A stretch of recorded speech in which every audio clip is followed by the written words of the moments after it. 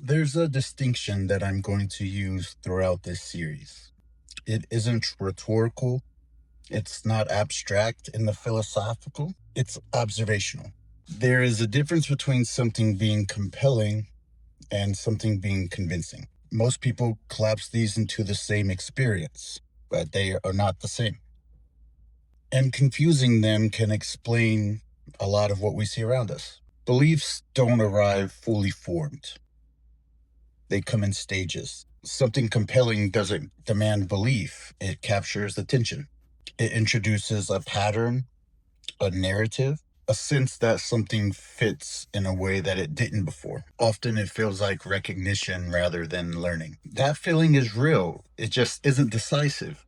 Compelling ideas can spread quickly. They don't require commitment and they don't impose a consequence. You can hold them loosely.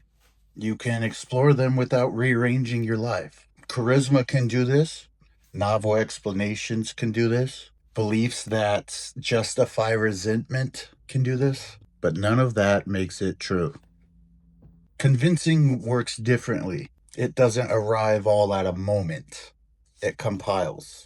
It comes from constraint, from evidence that survives scrutiny, from experiences that resist reinterpretation, from predictions that hold even if it would be easier if they didn't. Convincing ideas are heavier. They remove alternatives, they force trade offs, and that's why they move slower. And this is where people tend to get confused. The feeling of truth gets mistaken for truth itself, and certainty is mistaken for understanding. There are many ideas that feel coherent, explanatory, or profound, but never encounter anything that enforces a belief. They remain compelling, but nothing more. And this phase isn't a flaw, it's a part of how curiosity works. The problem begins when that phase is treated as sufficient, when disconfirmation stops being asked for, and when protection replaces testing. That's how compelling ideas turn to ideology. And that's a reverse failure, too. Sometimes people become convinced without ever being compelled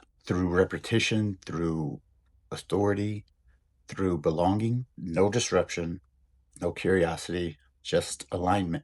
Those beliefs feel stable, but they're not resilient. They're held in place by agreement, not understanding. And that's how dogma forms. So there are two kinds to break down. Compelling without discipline drifts into fantasy, and conviction without examination hardens into certainty. Healthy belief lives between those two pressures. Compelling opens the door, and convincing determines whether you walk through it. This series exists to apply that distinction, not to tell you what to believe, not to dismantle beliefs for sport, not even to recruit you into mine.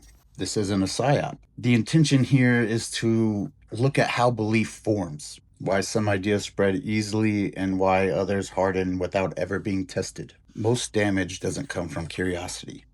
It comes from certainty that hasn't earned that place.